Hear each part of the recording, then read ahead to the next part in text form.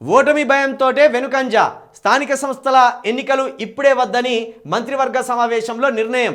ఎండాకాలంలో తాగునీటి కోసం ప్రజలు తిరగబడే ప్రమాదం ఉన్నదని ఆందోళన. కులగణన భరోసాపై తీవ్ర వ్యతిరేకత. పల్లెల్లో సానుకూలత లేదన్న సంకేతాలు. ఎమ్మెల్యేలు తిరిగే పరిస్థితి లేదని చర్చ. ఈ సమయంలో ఎన్నికలకు వెళ్ళి ఓట్లు అడగటం పెద్ద సాహసమేనని నిట్టూర్పు. వానాకాలం వచ్చేదాకా ఆగాలని నిర్ణయం.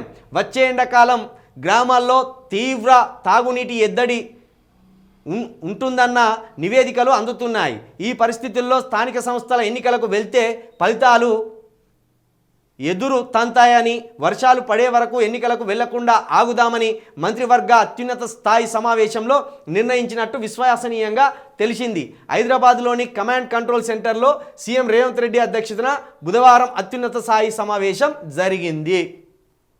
నిజానికి ఎండాకాలం వెళ్ళేదాకా ఆగితే ఇంకా మీకే ముప్పు. ఎందుకంటే ఇక్కడ వార్త రాసుకొచ్చింది, కానీ ఇప్పుడు పూర్తిగా మార్చి, ఏప్రిల్, మే ఇక్కడ ఒకవేళ నీటి కొరత, నీటి తీవ్రత ప్రజలు అనుభవించిండ్రు అనుకో, జూన్లోనో జూలైలో మీరు ఎన్నికలకు పోయిననుకో, ఈ 3 నెలలు ఎక్కడ పోయినరా మీరు అని అడగారా ప్రజలు? ఈ 3 నెలలు ఎక్కడ పోయినరా మేము గోసపడతా అంటే నీళ్ళ కోసం? ఎక్కడ పోయిన అప్పుడు ఎక్కడ తప్పించుకొని తిరిగిండ్లు? మాకు నీళ్లు అందించని సన్యాసులు మీకు ఓట్లు ఎందుకు వేయాలని తరిమి కొడతారు. మీరు ఇప్పుడే తేరుకోర్రి. మీరు తొందరగా అటో ఇటో తేరుకొని మార్చిలోనే కంప్లీట్ చేస్తే ఆ ఏప్రిల్, మే అప్పుడు మీరు నీళ్ళు అందిస్తారా అందియరా దేవుడెరుగు.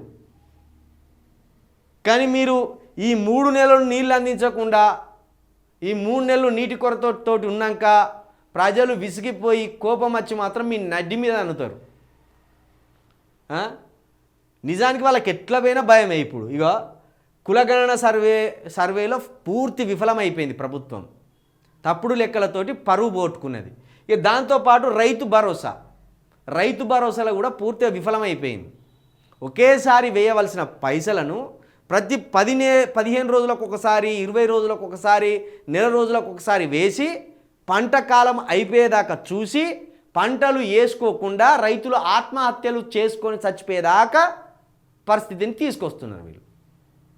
ఈ 2 విషయాల్లో మాత్రం ప్రజల్లో తీవ్రమైన వ్యతిరేకత ఉన్నది. కాబట్టి ఇంకా తీవ్రం కాకముందే మేలుకొని మార్చిలో పోతేనే ఎన్నో మీకు వస్తాయి సీట్లు. లేకపోతే ఇక మిమ్మల్ని జాడిచ్చి తన్నినట్టే ప్రజలు.